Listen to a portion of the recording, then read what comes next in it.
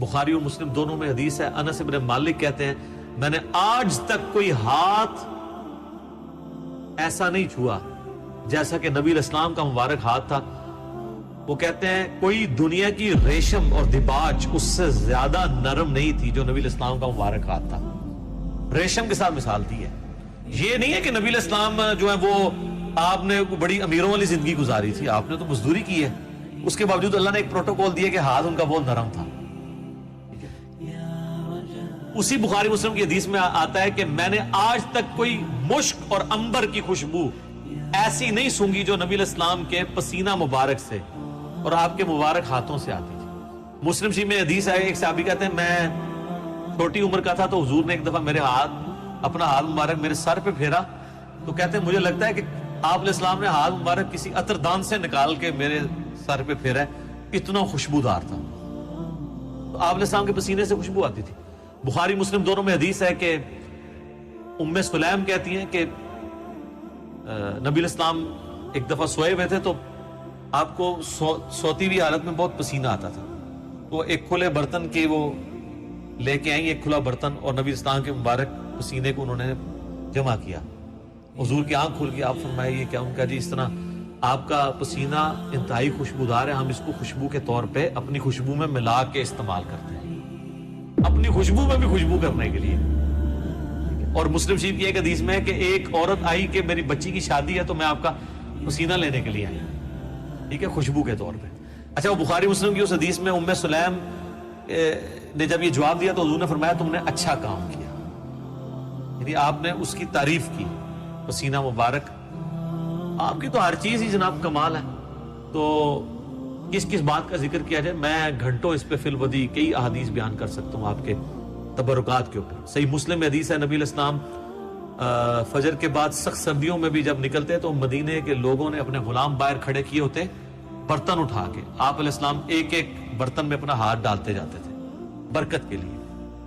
بخاری مسلم میں کتنی حدیثیں ہیں کہ نبی علیہ السلام وضو کر کے جب فارغ ہوتے تھے تو صحابہ کرام آپ کے وضو کا پانی اپنے چہرے پہ ملتے تھے. وہ ایک تشت میں آپ کو وضو کروایا جاتا تھا نا ایک برتن کے اندر، اس سے، اور جس کو نہیں ملتا تھا وہ دوسرے سے لے کے مال لیتا تھا برکت کے لیے. ظاہر ہے وہ تو برکت ہی ہے. یہ تو چھوڑ دیں تھوک مبارک کی کیا برکت ہے.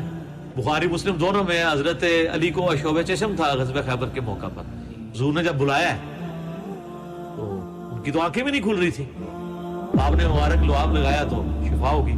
عشوب چشم ایک وائرل ڈیزیز ہے سر، میں اس کو بھگت رہا ہوں. 2016 میں بھی تھی، آج 2020 ہو گئے، میری آنکھیں دوبارہ ریکور نہیں اس طرح ہو سکی. تو ایک لمحے میں جناب عشوب چشم ختم ہو جائے، کیا ہی بات ہے.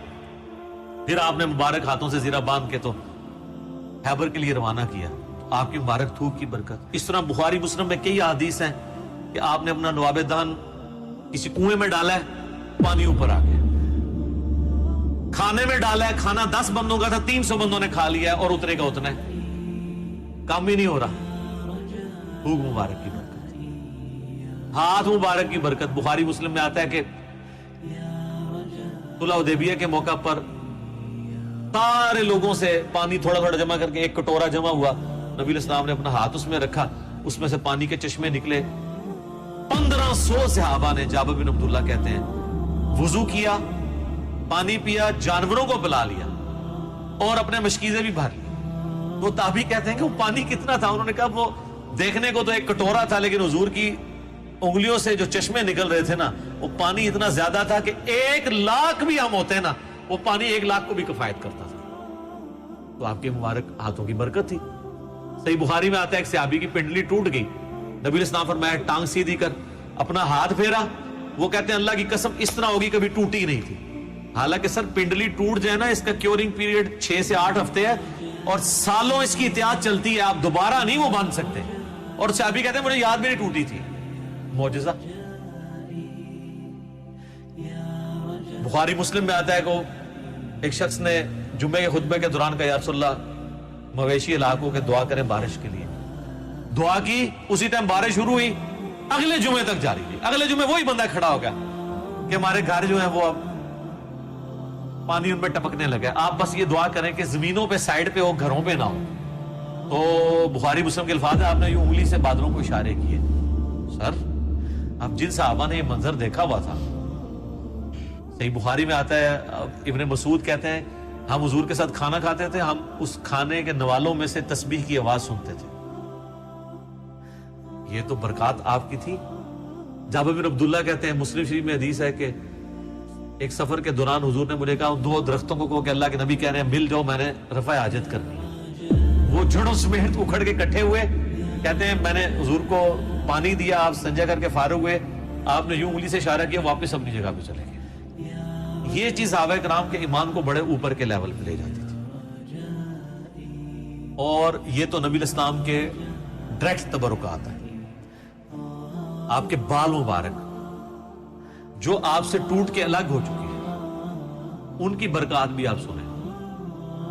صحیح بخاری میں آتا ہے کہ ام سلمہ نے حضور کے چند بال نکالے ایک ڈبیا میں سے، صحابہ ملاقات کے لیے گئے ام المومنین سے، ان کا یہ حضور کے بال ہیں، اور جب بھی کوئی بیمار ہوتا ہے تو محلے میں سے مجھے پانی کا برتن بھیج دیتا ہے، ہم اس میں گھول کے دیتے ہیں، شفا ہو جاتی ہے حضور کی وفات کے بعد۔ اور بال مبارک تو پھر بھی جسم کا حصہ ہے، کرتا مبارک تو جسم کا حصہ بھی نہیں ہے، یہ تو الگ سے ایک چیز ہے نا۔ صحیح مسلم میں ہے کہ سروانی تیالسی جبہ اسما بنت ابی بکر نے حضرت عائشہ کی بڑی بہن نے نکالا اور کہا یہ رسول اللہ کا کرتا ہے، جس کے اوپر یہاں پہ گوٹ بھی لگی ہوئی تھی، کالے کلر کا تھا، بائی چانس آج میں نے بھی کالا کپڑے پہنے، یہ سنت ہے۔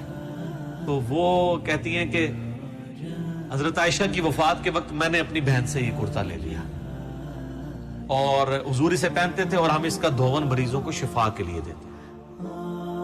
یہ ساری آپ کی برکات ہے۔ آپ علیہ السلام ایز اے اسپیشیز انسان ضرور تھے، مرتبے میں اور کوالٹیز میں کوئی انسان ان کے برابر نہیں تھا۔ بخاری مسلم میں آتا ہے کہ آپ علیہ السلام پیٹھ کے پیچھے بھی دیکھ لیتے تھے۔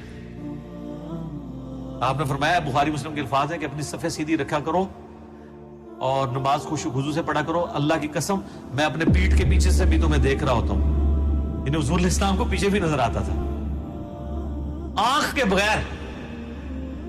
یہ معجزہ ہے، یہ اللہ نے آپ کی اسپیشل پروٹیکشن کی ہوئی تھی، آپ پہ وہ پیچھے سے بھی حملہ نہیں کر سکتا تھا، آپ ہر طرف 360 ڈگری کا آپ کو ویژن ہر وقت نظر آتا تھا، یہ آپ کا معجزہ تھا۔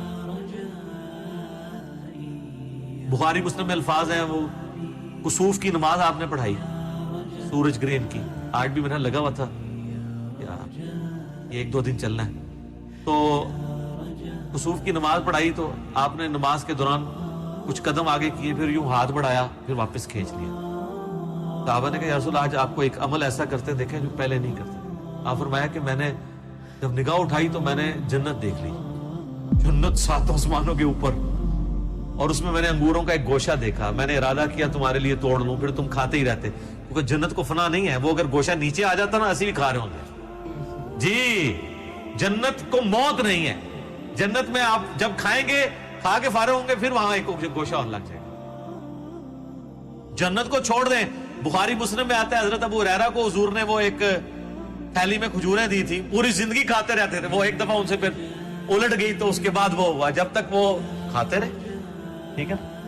تو آپ علیہ السلام اب آپ دیکھیں کہ نگاہ کہاں پہنچی ہے، جنت میں، ہاتھ بھی پہنچ رہے ہیں۔ یہ جو لوگ بعض اوقات گستاخی کرتے ہوئے کہتے ہیں نبی کے بھی 2 ہاتھ، ہمارے بھی 2 ہاتھ، اس طریقے سے کبھی بھی کسی صحابی نے توحید نہیں بیان کی ہے، یہ نان سینس اپروچ ہے۔ آپ ایک بات طریقے سے بیان کریں جو حدیث میں آئی ہے کہ میں بھی ایک انسان ہوں، اللہ کا قاصد قریب ہے، میرے پاس آئے موت کا فرشتہ اور میں بھی چلا جاؤں، جو غدیر خم کے شروع میں آتی ہے۔ اس طریقے سیدہ صاحب کی حدیثیں جو بخاری مسلم میں آتی ہیں، میں بھی ایک انسان ہوں، جس طرح تم بھولتے ہو میں بھی بھول جاتا ہوں۔ اب یہ الفاظ استعمال کریں۔ باقی آپ علیہ السلام کی جو کوالٹیز اللہ نے آپ کو دی ہیں وہ اتنی ایکسٹرا آرڈنری ہیں، آپ کی ایک ایک چیز کو اگر کنسیڈر کیا جائے نا تو اس پہ گھنٹوں بولا جاتا ہے۔